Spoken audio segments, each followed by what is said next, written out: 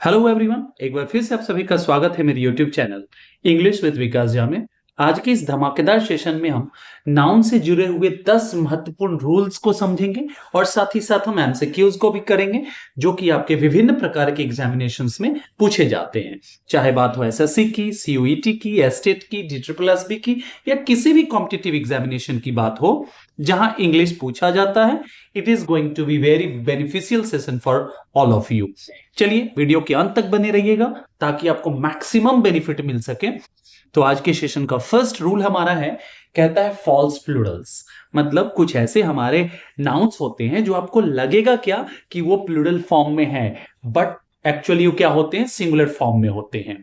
अब इस चीज को समझते हैं। Words ending in S but used as singular. मतलब मैंने बोला ना आपको कि भाई ये अंत होते हैं एस से या दिखने में लगते हैं प्लूरल जैसे, लेकिन होते क्या है, ये सिंगुलर होते हैं और सिंगुलर मीनिंग के साथ ये प्रयुक्त किए जाते हैं। दैट्स व्हाई इसको हम एक सिंगुलर फॉर्म में ट्रीट करेंगे। कुछ एग्जांपल्स को देखते हैं नीचे। जैसे हमारा वर्ड है न्यूज, ये एस से एंड हो रहा है बट ये होता क्या है, हमेशा सिंगुलर होता है, जिस कारण से हमने देखा इसके साथ इस वर्ब जो प्रयुक्त हुआ है ये भी सिंगुलर है। क्लियर है। अब आपके सामने एक और सेंटेंस है, physics is an interesting subject. आप देखेंगे फिजिक्स भी एस से एंड हो रहा है, अर्थात ये एस से एंड हो रहा है। इसका मतलब क्या है कि ये एक फिजिक्स सब्जेक्ट का नाम है, सिंगुलर है। जब इसका प्रयोग सब्जेक्ट के नाम के तौर पे किया जाए उस स्थिति में ये सिंगुलर है, ठीक है ना, जिस कारण से हम इसका प्रयोग कर रहे हैं।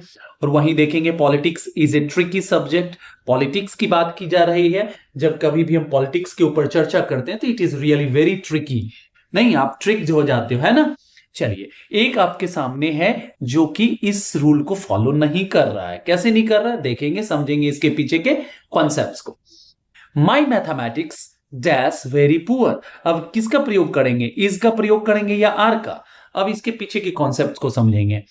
कहता है यदि सब्जेक्ट का कोई नाम हो और उसके पहले कोई हमारा पॉजिटिव एडजेक्टिव आ जाए तो उस पे क्या दर्शाते हैं, किसी व्यक्ति के नॉलेज की बात हो रही है, या फिर आर्टिकल द का प्रयोग करते हुए उस पे अगर किसी व्यक्ति के नॉलेज की बात हो तो वो प्लूरल बन जाता है, जिस कारण से हम प्लूरल वर्ब के साथ इसका प्रयोग करेंगे, अर्थात आर इसका करेक्ट आंसर हो जाएगा। क्लियर है, लगा ना माइंड ब्लोइंग। चलिए आगे बढ़ते हैं। नेक्स्ट रूल हमारा कहता है, जो कि जुड़ा हुआ है कलेक्टिव नाउन से, कहता है कि सिंगुलर है तब जब ये पूरे के पूरे ग्रुप जो है ना एक यूनिट के रूप में काम कर रहा है, लेकिन जब हम उनकी चर्चा इंडिविजुअल लेवल पे करते हैं तब वो क्या हो जाता है, हमारा प्लूरल बन जाता है। और जैसे प्लूरल बना तो वर्ब भी अपने साथ प्लूरल लेगा। क्लियर है। कुछ सेंटेंसेस है, देखेंगे the jury has given its verdict. अब यहां पे देखेंगे इनको जूरी अर्थात ग्रुप ऑफ जजेस को एक यूनिट में दर्शाया गया है। उन सबों का जो निर्णय है एक निर्णय है, उन सबों के एक मत होने से निर्णय प्राप्त हो रहा है। इस स्थिति में क्या हो जाएगा, हमारा सब्जेक्ट जूरी जो है सिंगुलर के रूप में काम करेगा।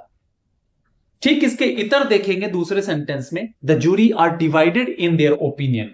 यहां पे उन सभी मेंबर्स के पर्सनल ओपिनियन, इंडिविजुअल ओपिनियन की बात की जा रही है, जिस कारण से हम देखेंगे यहां पे प्लूरल वर्ब का प्रयोग किया गया है। और यहां पॉजेसिव एडजेक्टिव जो है ये भी सब्जेक्ट के अकॉर्डिंग, नाउन के अकॉर्डिंग क्या हुआ है, प्लूरल में प्रयुक्त हुआ है। क्लियर है। चलिए अब आपके सामने दो एमसीक्यूज है। कहता the team dash ready to play. अब बात हो रही है कि टीम खेलने के लिए तैयार है, मतलब एक यूनिट के रूप में तैयार है। हर एक व्यक्ति, हर एक पार्टिसिपेंट, हर एक टीम का मेंबर तैयार है। इस स्थिति में क्या करेंगे, हम इसका प्रयोग करेंगे। वहीं पे हम नीचे वाले में देखते हैं, कहा गया है the committee dash there equal views. अब कहता है कि कमिटी के हर मेंबर की बात की जा रही है यहां पे, इसलिए हमने देखा यहां पे देयर का प्रयोग है, क्योंकि बाइफर्केशन है, यहां पे इंडिविजुअलिटी को दर्शाया जा रहा है, जिस कारण से हम क्या करेंगे, प्लूरल वर्ब का प्रयोग करेंगे, जो कि आपका है। क्लियर है। चलिए नेक्स्ट की ओर बढ़ते हैं। रूल नंबर 3 में कहता है कि जब मेजरमेंट की बात हो, किसी अमाउंट की बात हो, तो उस स्थिति में क्या होते हैं, वो हमेशा सिंगुलर होते हैं। मतलब जब हम स्पेसिफिक मेजरमेंट की बात करें, एक निश्चित अमाउंट की बात करें, एक निश्चित दूरी की बात करें, तो वहां पे क्या होता है, उनको हम एक सिंगुलर के फॉर्म में ट्रीट करते हैं। क्लियर है। अब देखते हैं इन सेंटेंसेस में इनको समझने का प्रयास करेंगे। 500 rupees dash a big amount. अब यहां क्या किया जा रहा है कि 500 रुपए को एक कलेक्टिव फॉर्म में प्रस्तुत किया जा रहा है, इसको एक स्पेसिफिक अमाउंट के रूप में प्रस्तुत किया जा रहा है, जिस कारण से ये पूरा का पूरा हमारा सिंगुलर सब्जेक्ट के रूप में ट्रीट किया जाएगा, एक सिंगुलर नाउन के रूप में ट्रीट किया जाएगा। और जैसे ही सिंगुलर हो गया तो हमारा वर्ब भी क्या हो जाएगा, सिंगुलर हो जाएगा। क्लियर है? इसी तरह से हम देखेंगे 10 माइल्स के साथ भी 10 miles dash not a long distance for soldiers. कहता है 10 मील की दूरी जो है ना सोल्जर्स के लिए, हमारे सिपाहियों के लिए कोई बड़ी दूरी नहीं है। नहीं, वो तो इतना तो डेली वो मॉर्निंग वॉक जैसे हम लोग जाते हैं ना, उनके लिए मॉर्निंग वॉक होता है। तो ये भी क्या हो जाएगा, सिंगुलर हो जाएगा। इसके साथ हम सिंगुलर वर्ब का प्रयोग करेंगे। क्लियर है? Next, 2/3 of the land. अब यहां पे बात की जा रही है लैंड के 2/3 की बात की जा रही है, 2/3 की बात हो रही है। किसके? तो लैंड की। लैंड में आप क्या देखोगे, मेजरमेंट करोगे, और मेजरमेंट के दृष्टिकोण से निश्चित मेजरमेंट के लिए क्या करते हैं, एक स्पेसिफिक मेजरमेंट के लिए क्या करते हैं, उसका प्रयोग हम सिंगुलर फॉर्म में करते हैं। इसको क्या करना है, आपको इंप्रूव करना है। तो देखेंगे 2/3 ऑफ द लैंड क्या है, आर नहीं होगा, इज कल्टिवेटेड। क्लियर है? कोई दिक्कत? नेक्स्ट रूल हमारा है रूल नंबर 4। कहता है कि पेयर नाउन से संबंध है इसका। क्या है? कहता है कि कुछ ऐसे हमारे नाउन्स होते हैं जो पेयर में यूज होते हैं, मतलब उनके दो पार्ट्स होते हैं। अगर उनके एक पार्ट को आप अलग कर देते हो, उनसे हटा देते हो, तो वो मीनिंगलेस रह जाते हैं। अर्थात ये दोनों एक साथ प्रयुक्त होंगे और उस स्थिति में क्या होगा, ये हमेशा प्लूरल के फॉर्म में यूज होगा। क्लियर है? अब देखेंगे माई ट्राउजर्स। ट्राउजर्स के देखेंगे दो भाग हैं, ये हमेशा प्लूरल में आएगा। ट्राउजर नहीं बोलेंगे, सीजर नहीं बोलेंगे, शू नहीं बोलेंगे। क्लियर है? तो ट्राउजर्स प्लूरल हो गया, जिसका आंसर हम क्या करेंगे, वर्ब भी प्लूरल का चयन करेंगे। क्लियर है? इसी तरह से a pair of scissors dash sharp. लेकिन अब यहां पे क्या है, देखेंगे ये प्रीपोजिशन है, और प्रीपोजिशन के पहले वाला जो हमारा पेयर है ये सिंगुलर है। ठीक है ना? और ये अब इसका कोई अस्तित्व नहीं रह गया। क्यों? क्योंकि आप सीजर्स की बात नहीं कर रहे हो, अब आप सीजर की एक जोड़े की बात कर रहे हो, एक पेयर की बात कर रहे हो। और पेयर क्या है हमारा, एक है, एक जोड़ा। और ये काउंटेबिलिटी में क्या दिखा रहा कि एक, अर्थात ये सिंगुलर माना जाएगा यहां पे हमारा सब्जेक्ट, जिसके कारण से हम इज का चुनाव करेंगे। क्लियर है? ठीक इसी तरह से देखेंगे 2 पेयर्स ऑफ। अब यहां पे आप कर लेंगे, ए सिंगुलर का बोध कर रहा है 1 और 2 प्लूरल का, अर्थात अब क्या करेंगे, यहां पे वर का प्रयोग कर देंगे। अब इसी तरह से नेक्स्ट आपका है जिसमें आपको सेंटेंस को इंप्रूव करना है। Have you seen my spectacled. अब यहां देखेंगे कि कौन सा पार्ट है जिसमें कोई इंप्रूवमेंट की गुंजाइश दिख रही है। आप कहेंगे बिना देखे, बिना सुने, बिना समझे, कहेंगे सर आपने तो पहले ही बोल दिया था। स्पेक्टिकल्स होता है, चश्मा के दो भाग होते हैं ना, एक को हटा दिए थे, स्पेक्टिकल कैसे कर? क्या आपने किसी को ऐसे लगाया हुआ देखा है? नहीं ना। तो यहां क्या होना चाहिए, स्पेक्टिकल्स। ठीक है ना? यहां क्या हो जाएगा, स्पेक्टिकल्स, एस जोड़ देंगे। क्लियर? चलिए नेक्स्ट रूल की बात करेंगे। यहां पे देखेंगे अनकाउंटेबल और मास नाउन्स के नाम से जिन्हें जानते हैं उनसे संबंधित है ये रूल। कहता है कि मच हो गया हमारा, लिटिल हो गया, या ए पीस ऑफ हो गया, इसके बाद हम क्या करते हैं, अनकाउंटेबल नाउन का प्रयोग करते हैं। क्यों? अनकाउंटेबल नाउन में आप क्या दिखाते हो, अनकाउंटेबल नाउन के साथ आप ऐसे एडजेक्टिव्स का प्रयोग करते हो, ऐसे क्वांटिफायर्स का प्रयोग करते हो जो मात्रा के बोधक हो, जो मात्रा का बोध कराते हैं, मतलब जिनको गिन नहीं पाते हैं उसके लिए हम मात्रा का प्रयोग करते हैं। क्लियर है?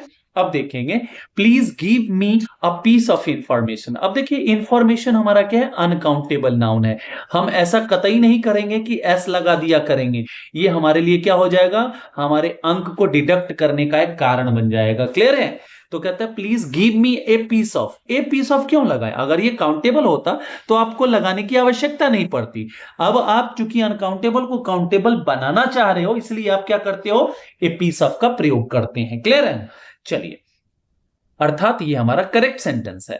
नेक्स्ट की ओर देखेंगे। कहता है the scenery of Kashmir dash enchanting. Scenery की बात की जा रही है, यहां पे दृश्य की बात की जा रही है, पूरा उसके लैंडस्केप की बात की जा रही है। मतलब एक बार जो आप चीजों को देख रहे हो जिसमें मल्टीपल थिंग्स जो है एक साथ देखा जा रहा है। जैसे कि आप किसी चीज को देख रहे हैं, पहाड़ की ओर देख रहे हैं, तो उसमें आपको पेड़ पौधे भी दिखाई दे रहे हैं, उड़ती हुई चिड़ियां दिखाई दे रही हैं, ठीक है ना, नदी दिखाई दे रही है। तो ये पूरा जो कलेक्टिव जो उसका जो प्रेजेंटेशन है उसको हम सीनरी बोलते हैं। समझ में आई बात? अर्थात ये हमेशा सिंगुलर होता है, जिसके आंसर में इसका प्रयोग करेंगे। क्लियर है?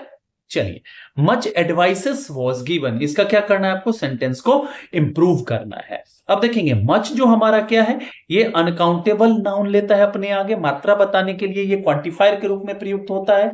और एडवाइसेस क्या है, एडवाइस का मतलब होता है सलाह, वो होता है हमारा अनकाउंटेबल नाउन। ठीक है ना? हमें मच के बाद किस तरह के नाउन की आवश्यकता है, अनकाउंटेबल नाउन की। अर्थात यहां क्या करना है, हमें एडवाइस का प्रयोग करेंगे। क्लियर है? एडवाइसेस में क्या हो जाता है, जिसे आप बिल बोलते हो ना, बिल बिल वो हो जाता है। क्लियर है? चलिए नेक्स्ट हमारा है रूल नंबर 6। इसमें कहा गया कि कुछ ऐसे नाउन्स होते हैं जिनका सिंगुलर से आप प्लूरल जबरदस्ती बनाते हो ना, तो क्या हो जाता है, उसके मीनिंग में चेंज आ जाता है। कैसे? जैसे हम देखते हैं वर्क। वर्क के दो अर्थ होते हैं। एक वर्क का मतलब होता है काम, जो आप काम करते हो, जैसे मैं पढ़ा रहा हूं, आप पढ़ रहे हो, ये आपका काम हो। एक अर्थ होता है उसका कि कोई भी चीज जो प्रोडक्टिव वर्क है, जैसे कि इंजीनियरिंग वर्क हो गया या फिर किसी की रचना हो गई, उसके लिए प्रयुक्त होता है। तो रचना वाले पार्ट के लिए हम प्लूरल बनाते हैं वर्क्स। वर्क का प्लूरल होता ही नहीं। क्लियर है? तो लिटरेरी वर्क्स जैसे दी वर्क्स ऑफ टैगोर, ये चीज आप जानते हैं।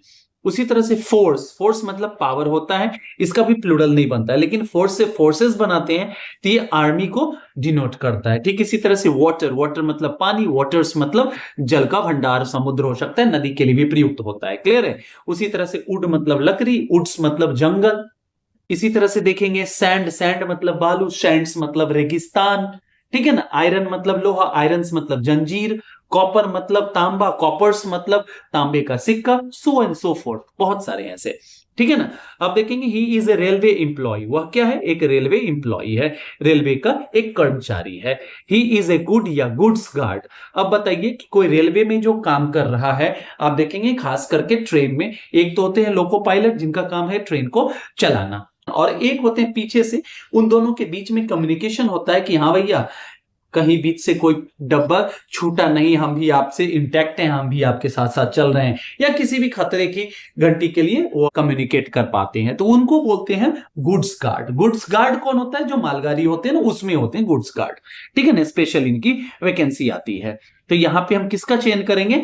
Goods guard. गुड्स का, गुड का भी अगर आप चयन करें तो मीनिंग तो है, लेकिन ये कहीं ना कहीं इंप्लॉय के टाइप ऑफ जॉब की बात नहीं कर रहा है। ये तब हो जाता क्या, ही इज ए गुड गार्ड, मतलब वो एक अच्छा गार्ड है।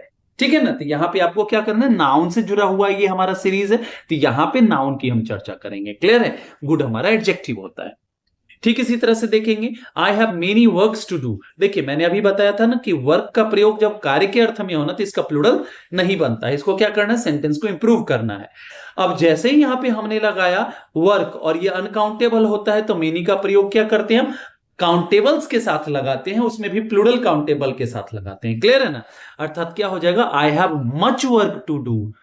इसी चीज को क्या करना है, मेनी को मच में बदल देना है। क्लियर है? अब आपका सेंटेंस कंप्लीटली इंप्रूव्ड हो गया। क्लियर है? चलिए नेक्स्ट रूल में हम देखेंगे कि कुछ स्पेशल यूजेस हैं किसके, प्लूरल के या काउंटेबल के, या फिर अनकाउंटेबल का प्रयोग अब काउंटेबल के रूप में कर देते हैं। इसके कुछ स्पेशल केसेस होते हैं।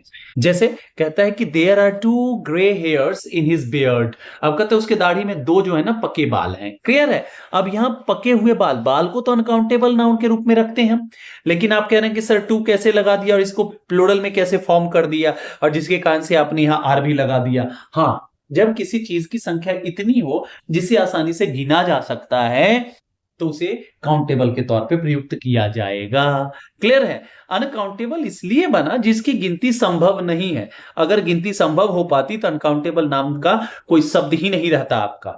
समझ में आई बात? ये हमारे आपके सुविधा के लिए ये चीजें की गई हैं।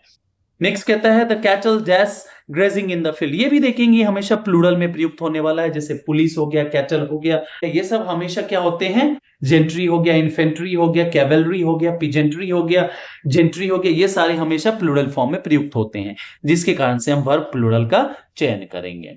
अब देखेंगे the mother in law and daughter in law never dash along. कहता है कि सास और बहू जो है ना कभी एक साथ नहीं मिलजुल करके रहते हैं। अब यहां बातें हो रही हैं 2 नाउन्स की, 2 अलग अलग एंटिटीज का बोध हो रहा है, 2 अलग अलग पर्सन्स की बात की जा रही है, और उनको जोड़ कौन रहा है, एंड, अर्थात दोनों को क्यूमुलेटिवली जोड़ा जा रहा है, अर्थात प्लूरल सब्जेक्ट हो गया, जिसके कारण से हम क्या करेंगे, गेट का प्रयोग करेंगे। क्लियर है? चलिए आगे की ओर बढ़ते हैं। नेक्स्ट हमारा कहता है कि वन ऑफ के बाद हम क्या करते हैं, प्लूरल नाउन का प्रयोग करते हैं। और वन ऑफ का प्रयोग किया कैसे जाता है, किस अर्थ में? कहता है कि जब आपके पास बहुत हो कोई चीज, ठीक है ना, उसमें से किसी एक का जिक्र करना हो, when you don't want to make it specific. सुनिए, जब सामने वाले को क्या है, स्पेसिफिक नहीं बनाना चाहते हैं, आइडेंटिफाइबल नहीं बनाना चाहते हैं, आप चाहते हैं कि ये गुप्त ही रहे कि किसकी बात कर रहा हूं, जैसे मुझसे आपने पूछा कि सर ये कौन बताया, तो मैंने किसी का नाम लिया, तो वो तो स्पेसिफिक हो गया, सबको पता चल गया कि और फिर इसका उत्तर मैं ऐसे भी दे सकता हूं, वन ऑफ माई फ्रेंड्स। क्या आपको पता चला कि किस दोस्त ने? अगर नाम बता देता तो आपको पता चल गया। यही चीज है, वन ऑफ का प्रयोग करते हैं when you don't want to reveal the real identity of anyone और anything, then you have to use one of followed by the plural form of noun. Clear है? कहता है he is one of my friend और friends. देखा हमें कि one of के बाद हम प्लूरल काउंटेबल नाउन का प्रयोग करते हैं, अर्थात फ्रेंड्स हमारा करेक्ट आंसर हो जाएगा। ठीक है, नेक्स्ट हमारा कहता है one of my students has या हैव क्लियर्ड यूपीएससी। अब यहां क्या करेंगे आप?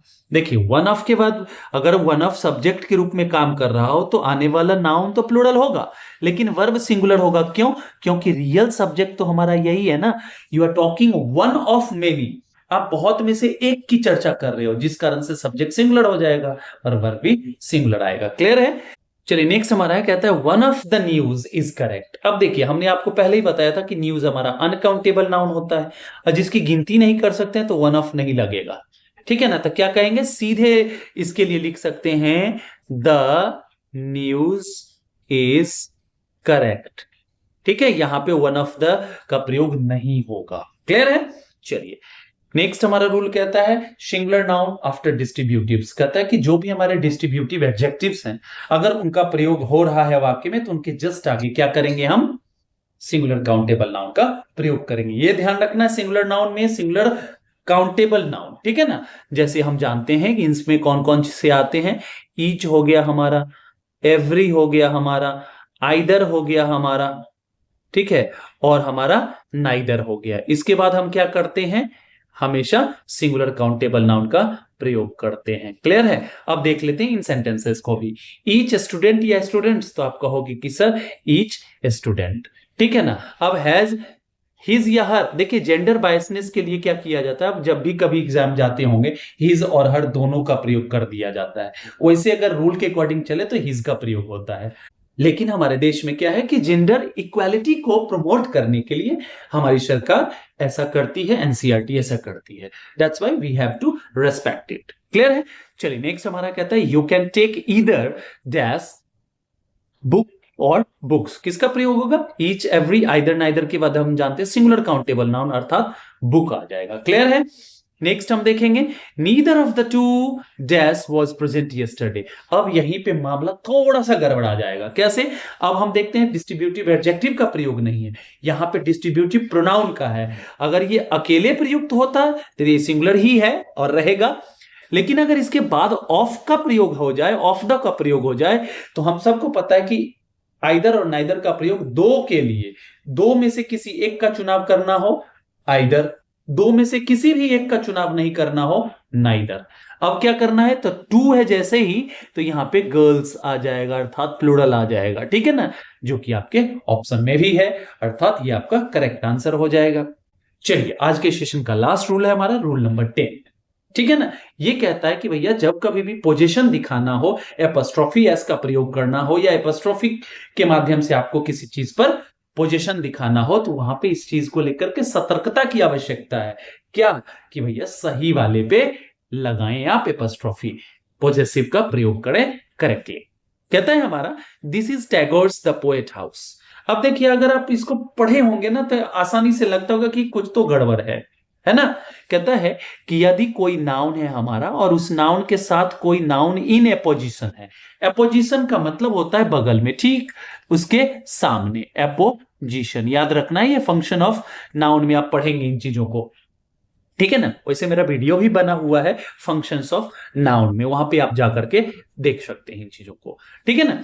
कहता है कि जब नाउन इन अपोजिशन किसी नाउन के साथ जुड़ा हुआ हो तो हम एपॉस्ट्रोफी एस का प्रयोग करते हैं पोजीशन दिखाने के लिए नाउन इन अपोजिशन के साथ। अर्थात यहां क्या इंप्रूव करना पड़ेगा, this is Tagore the poets house. Clear है? ऐसा आपका सेंटेंस हो जाएगा, अर्थात यहां से एपॉस्ट्रोफी एस उठ करके पोएट पे आ जाएगा और आपका सेंटेंस भी सही हो जाएगा। क्लियर है? कहता है नेक्स्ट हमारा the chair's legs are broken. फिर आपको क्या करना है, सेंटेंस को इंप्रूव करना है।